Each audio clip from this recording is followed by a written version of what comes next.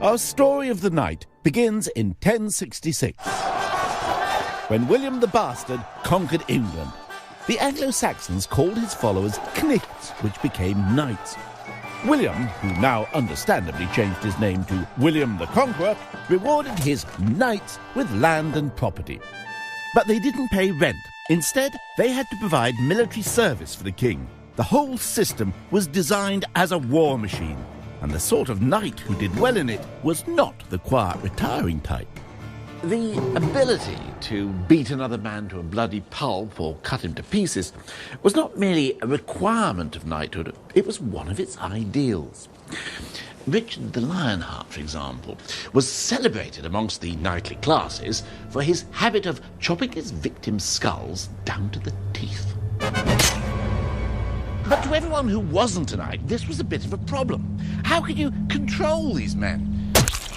How could you channel their testosterone culture into something that was less destructive of society? The idea society came up with was to try and invent a code of behaviour by which the knightly class must learn to govern themselves. Well, it certainly seemed like a good idea.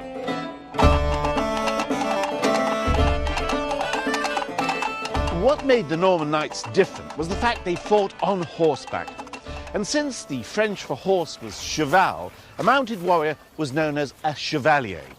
And so the code of conduct for knights, indeed their whole culture, became known as chivalry.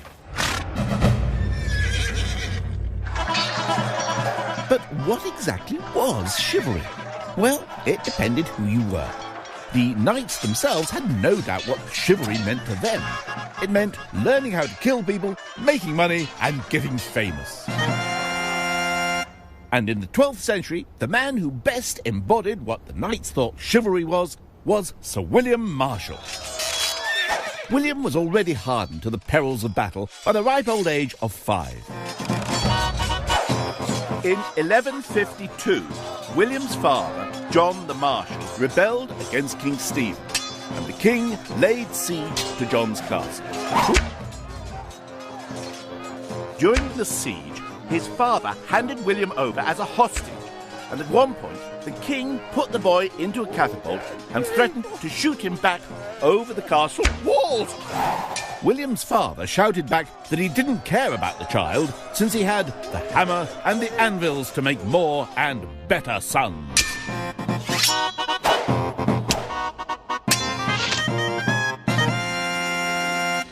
William clearly knew what it was to have a caring, loving father. And just to make sure he got the point, when his father died, he didn't leave his son a penny. William was faced with two alternatives: join the church or become a knight.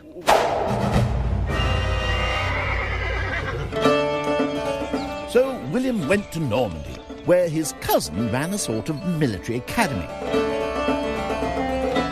Exactly what William might have learned there was demonstrated to me by Steve Mallet, a specialist in medieval horsemanship, and historian Tobias Capwell. God, this looks frightening. I think that's the idea. But he trained them to realise that. Absolutely, yes. There's manuscript evidence that actually shows horses being trained to kick, to strike out at a shield that's held by an attendant. So the horse is a weapon? The horse is the most powerful weapon that a knight has. And what's the most crucial part of that training to the horse? Well, a horse is a flight animal, and its natural reaction, which is perfectly sensible, is there is a threat, so you run away. But what Steve's doing here is teaching a horse to override its natural instinct. The training should bring the horse to a point where it's really an extension of the rider, that the horse's legs are moving as if they are the rider's own legs, and that when the rider asks for something, it happens instantly. I bet there were times when William felt he wasn't getting anywhere. I mean, he was still broke, but at least he was learning to join the ruling class. Right now, he's working to move the horse sideways. The ability to subtly change your line against an opponent is extremely important. You know, this is really about power steering. It just stops just like that. Absolutely. Absolutely. Power brakes as well. Very important. At the end of it all, William was dubbed a knight by the Earl of Tankerville. Now, at last, he was equipped to earn a bit of ready cash. And he didn't even need to go to war. There was plenty to be made on the tournament circuit. In the early days, a tournament was a miniature war played for sport. The tournament field stretched over miles and could include villages and towns. It was a bit like the Isle of Man Grand Prix, only with knights chasing each other on horseback and hacking at everyone with swords. It was terribly popular. The money-making came when you captured another knight and held him for ransom. William hit the jackpot with his first tournament. His biographer tells us, only that morning the Marshal had been a poor man as regards possessions and horses, but now he had 4.5 fine mounts. I'm not quite sure what he did with the half a horse. Maybe he ate it.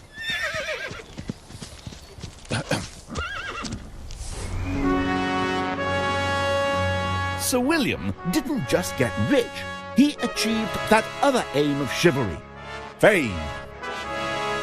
While he was still in training, he caught the eye of Queen Eleanor of Aquitaine. Well, a lot of young knights did. But then he served her husband Henry II with great success. In return for his loyal service, Henry rewarded William with the hand of the most eligible heiress on the market. She came complete with oodles of land and her own castle. And this is it, Chepstow. Well, the landless William had finally become a man of property. It was every knight's dream come true. He was famous as a warrior and one of the richest men in England.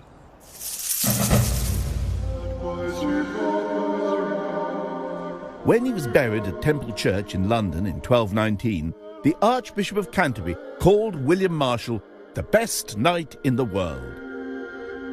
Fame, wealth, and God's approval. It's what chivalry was all about if you were a knight.